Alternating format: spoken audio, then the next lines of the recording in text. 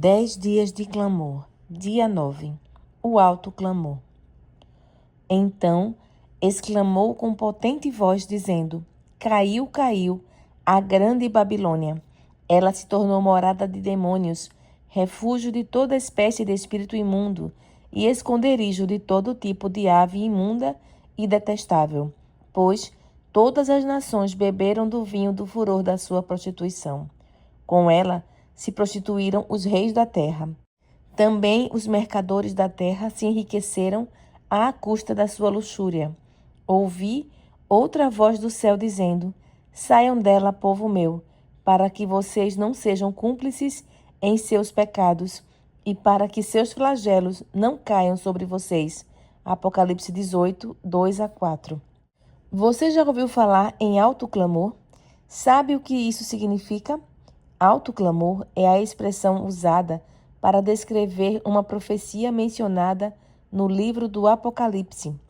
Ela se refere a um momento decisivo na história da humanidade, pouco antes da vinda de Jesus, quando o povo de Deus se levantará para proclamar o último convite da graça divina àqueles que ainda não aceitaram as verdades bíblicas. Essa mensagem final incluirá o apelo à decisão, a denúncia dos pecados de Babilônia e o anúncio de sua queda. Nesse tempo solene, o povo de Deus será revestido com o poder da chuva serôdia, um novo derramamento do Espírito Santo, semelhante ao que ocorreu no Pentecostes.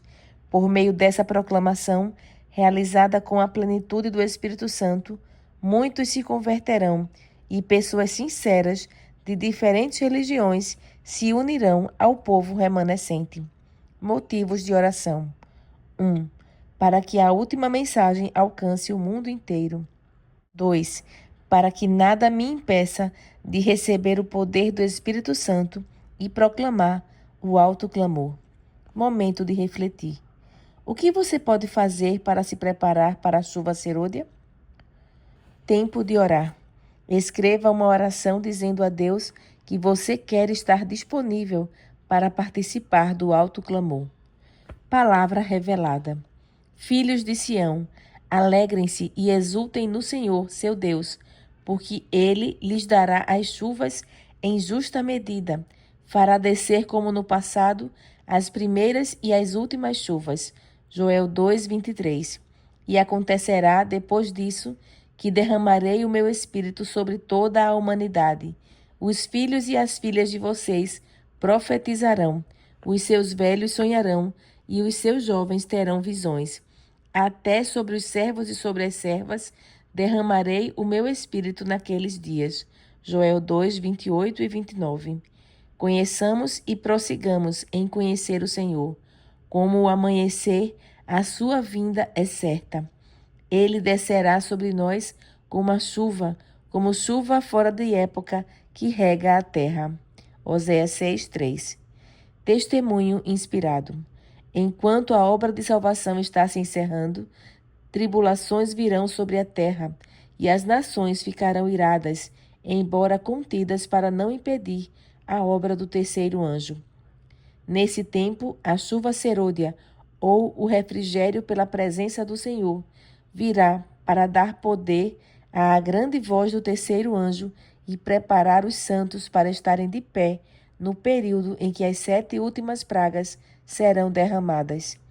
À medida que a terceira mensagem se avoluma e se torna alto clamor, e que a obra final é acompanhada de grande poder e glória, o fiel povo de Deus participa dessa glória. É a chuva serôdia que os vivifica e fortalece para passar pelo tempo de angústia. Seu rosto brilhará com a glória daquela luz que acompanha a mensagem do terceiro anjo. A descida do Espírito Santo sobre a igreja é contemplada como se ela estivesse no futuro, mas é privilégio da igreja tê-la agora. Busquem e orem por ela, creiam nela. Precisamos tê-la e o céu espera para nos concedê-la. Os cristãos devem pedir com fé a bênção prometida, então ela virá. O Espírito trabalha no coração da pessoa de acordo com o seu desejo e consentimento. nele implantando natureza nova, mas a classe representada pelas virgens imprudentes se contentou com uma obra superficial. Não conhecem a Deus, não estudam seu caráter, não tiveram comunhão com ele, por isso não sabem como confiar, como olhar para ele e viver. Ele anseia derramar sobre nós seu Santo Espírito em fartas medidas e que aplainemos o caminho mediante a renúncia. Quando o próprio eu for entregue a Deus, nossos olhos serão abertos para ver as pedras de tropeço que nossa dessemelhança com Cristo tem posto no caminho dos outros. Quando uma pessoa está inteiramente vazia do próprio ego, quando todo falso Deus é expulso do ser, o vazio é preenchido com a comunicação do Espírito de Cristo. Essa pessoa possui a fé que purifica a alma da contaminação. Está em conformidade com o Espírito e pensa nas coisas do Espírito. Não confia em si mesma. Cada indivíduo deve estar consciente de sua própria necessidade. O coração deve ser esvaziado de toda mancha, purificado para a habitação do Espírito. Foi pela confissão e pelo abandono do pecado, por meio de fervorosa oração e da entrega pessoal a Deus, que os discípulos se prepararam para o derramamento do Espírito Santo no dia de Pentecostes. Vida transformada. Receber a plenitude do Espírito Santo exige desejo genuíno e consentimento, permitindo que ele trabalhe em nosso coração, a fim de implantar uma nova natureza e purificar nosso ser de toda a impureza. Isso significa ir além de uma fé superficial, buscando um relacionamento íntimo com o Criador.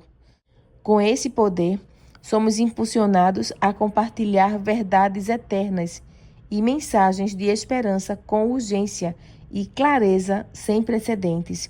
Você deseja ser um dos humildes instrumentos por meio dos quais o Senhor operará no tempo do fim? Consagre sua vida a Deus, pedindo diariamente o batismo do Espírito Santo. Desafio missionário. Explique aos seus 5 amigos o que significam o alto clamor e a chuva serôdia. Ore com cada um deles, pedindo que sejam cheios do Espírito e participem da missão final. Convide-os para ir à igreja amanhã.